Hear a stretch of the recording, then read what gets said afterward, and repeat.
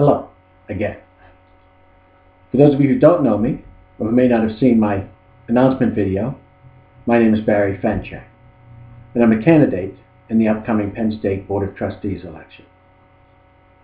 Today I'm going to provide a link for you to a document that I wrote back in 2012, and I've updated it periodically since. It's titled Board of Trustees Reform Proposal. It's rather extensive. Don't worry, we're not going to discuss it all today.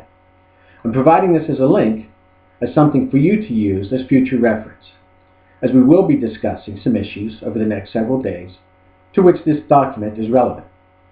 Now first let me say, the document is rather thorough. It will probably require 15 or 20 minutes or so to give it a read.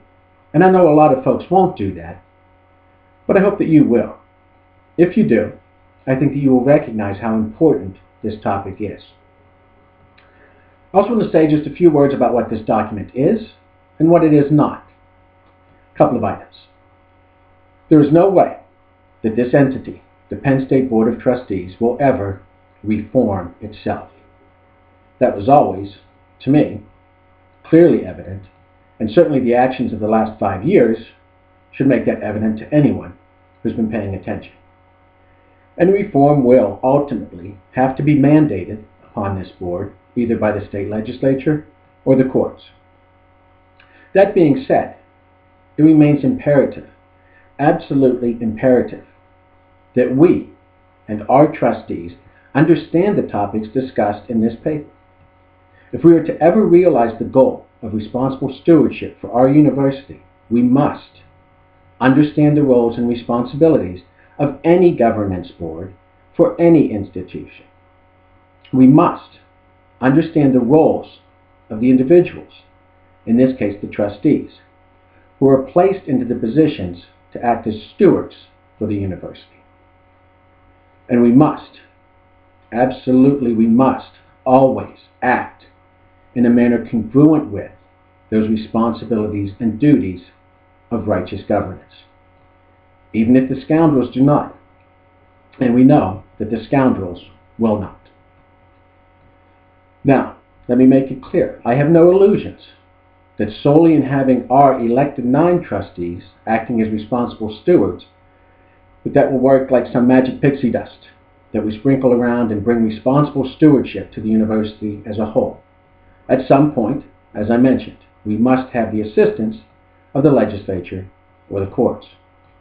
But if we, the only democratically elected 9 members of the board, do not act as responsible stewards, and make no mistake, over the last 5 years, largely, we have not acted as responsible stewards, then any hopes of ever achieving that goal for the university at large is a fantasy.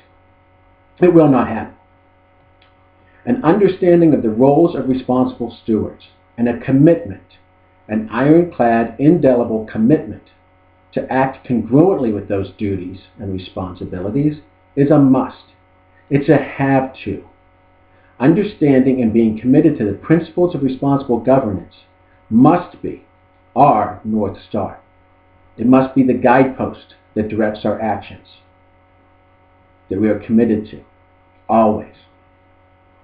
If we do not have that North Star, and right now we do not, we will continue to flounder, lost. As the old saying goes, if you're going nowhere, any road will take you there.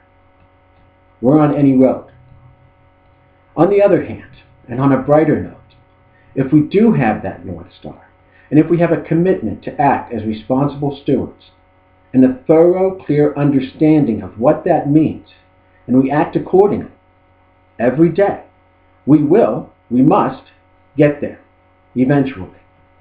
And the road will become much less treacherous and much less obstructed when we have that North Star to guide us. We must know where we want to go if we're ever going to get there. If we had those guideposts, if we understood and had a commitment to the principles of responsible governance, if we understood and we were committed to the fundamental need for transparency, we never would have made the gigantic mistake of authorizing Ira Lubert to secretly use $60 million of our money, later $100 million of our money, to desecrate the entire university.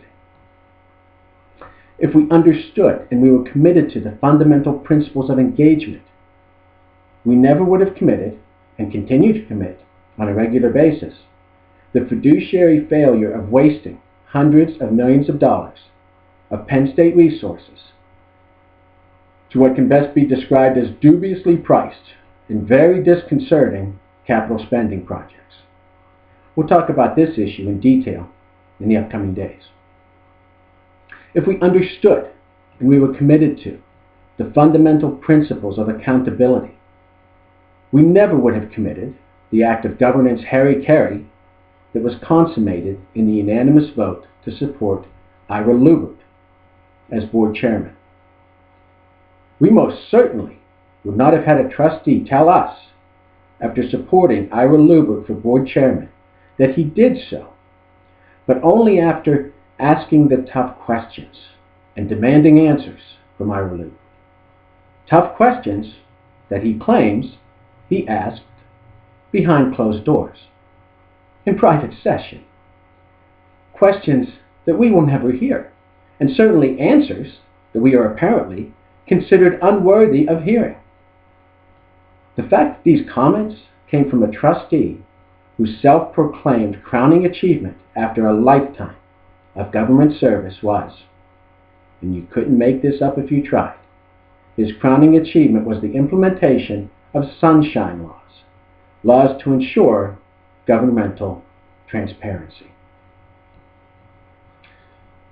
Alas, for the last 5 years, we have not understood or been committed to being responsible, righteous stewards. We have not understood or been committed to the fundamental principles of responsible governance. That's a painful, unpleasant reality, but it is the reality.